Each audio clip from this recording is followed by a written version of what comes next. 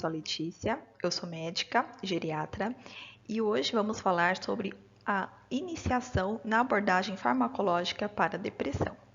Essa aula foi dividida em 3 tópicos. O primeiro tópico é compreender os desafios no tratamento da depressão em pessoas idosas, identificar as classes dos antidepressivos comumente usados no tratamento da depressão em pessoas idosas e considerações especiais e algumas precauções ao prescrever antidepressivos. Eu falo que um dos principais desafios no tratamento é primeiro a gente chegar no diagnóstico mesmo do quadro de depressão nas pessoas idosas, pois é um quadro que pode ser bastante desafiador, pois condições clínicas podem mimetizar quadros depressivos. Por exemplo, anemia, deficiência de vitamina B12, ácido fólico, hipotiroidismo, quadro demencial, além de efeitos colaterais de medicamentos, principalmente naqueles idosos que apresentam polifarmácia. Também é essencial uma boa anamnese para excluir outros diagnósticos, como o transtorno bipolar, já que nesses casos, se a gente acaba prescrevendo um antidepressivo inadvertidamente, esses pacientes podem acabar desencadeando mania ou até hipomania.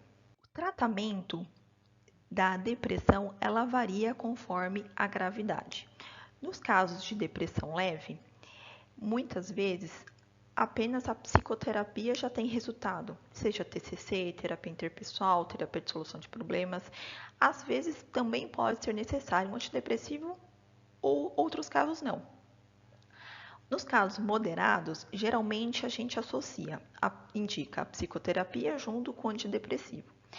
Já nos quadros de depressão severa, quando você tem um impacto funcional no trabalho, nas relações interpessoais, no autocuidado, risco de suicídio, sintomas psicóticos, muitas vezes é sim necessário um antidepressivo e muitas vezes, infelizmente, o paciente ainda não consegue engajar na psicoterapia.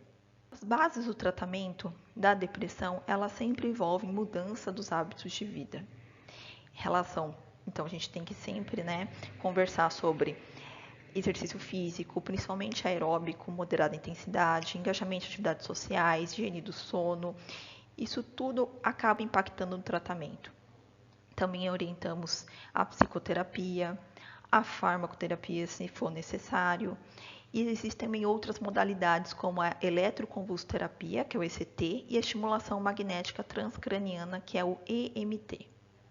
As principais classes de antidepressivos para tratamento da depressão unipolar em pessoas idosas são os seguintes: inibidores seletivos da recaptação da serotonina, por exemplo, a sertralina, o estalopram, o citalopram.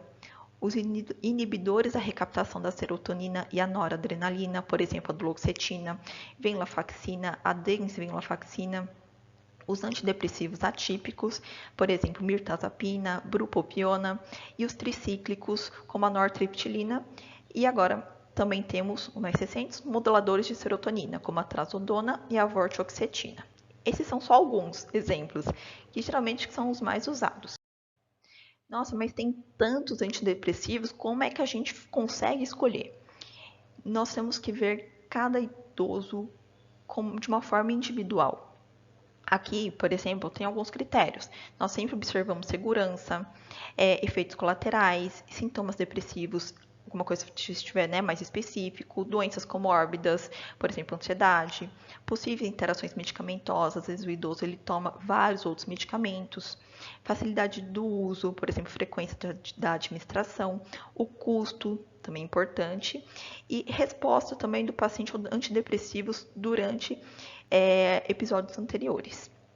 Por exemplo, mirtazapina, a gente acaba entrando em idosos que têm queixa às vezes de sono, de insônia e falta de apetite.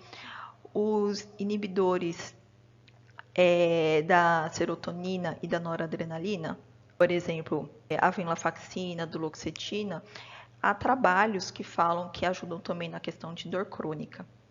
Porém, nós temos que tomar muito cuidado em relação ao aumento da pressão arterial diastólica com o aumento da dose e em idosos frágeis, às vezes eles podem ter menor tolerabilidade com esses medicamentos. A bupropiona, ela é bom também para pacientes ansiosos e que preferem evitar efeitos colaterais sexuais e muitas vezes quando querem diminuir o tabaco.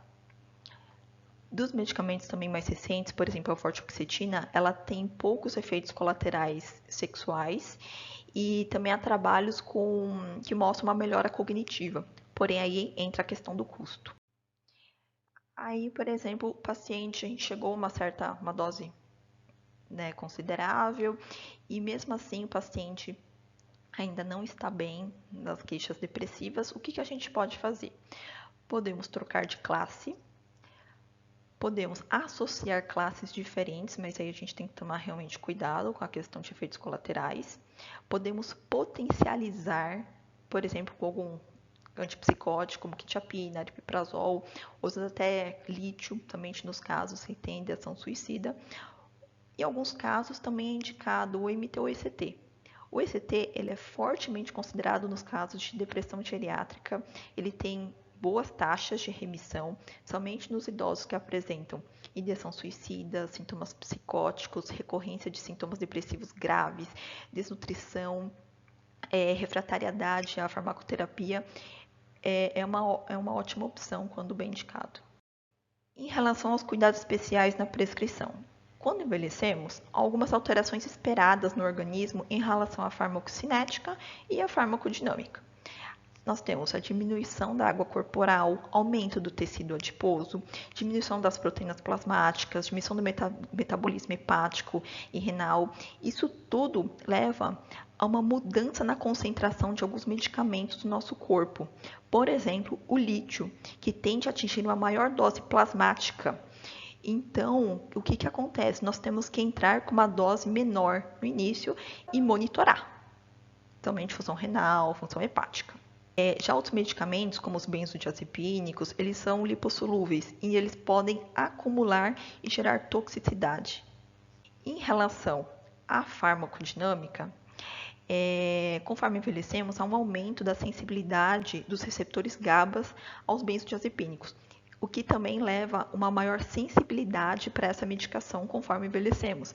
Então, o idoso que toma benzo, ele tende a ficar, por exemplo, mais sonolento. Então, nós temos algumas orientações para uma prescrição segura. Então, vamos evitar combater polifarmácia, sei que é difícil, também de caso de alguns idosos, mas a gente, vamos tentar evitar. Outra coisa também, alguns tipos de antidepressivos, a gente sabe que tem mais efeitos colaterais, como os inibidores da MAO, os tricíclicos. Então, se a gente for, a gente acaba preferindo, então, para as outras classes. Preferir medicamentos de meia-vida mais curta. Existem também antidepressivos que têm a liberação prolongada, isso acaba diminuindo também efeitos colaterais. Evitar utilizar a medicação apenas querendo o seu efeito colateral. E quando prescrever a medicação, não esquecer de explicar sobre os efeitos mais comuns. Por exemplo, a prometazina querendo sonolência. Fala assim, o idoso está com insônia, prescreve prometazina. Infelizmente, a gente sabe que tem maior risco de queda e outros efeitos também que podem causar prejuízo aí com o idoso. Reavaliar periodicamente a prescrição e buscar ativamente efeitos colaterais mais comuns.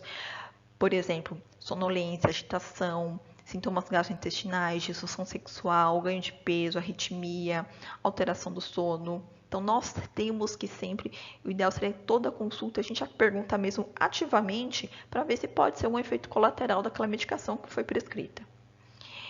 E também iniciar com menor dose, mas claro, não esquecer de aumentar a medicação se for necessário. Muito obrigada pela atenção.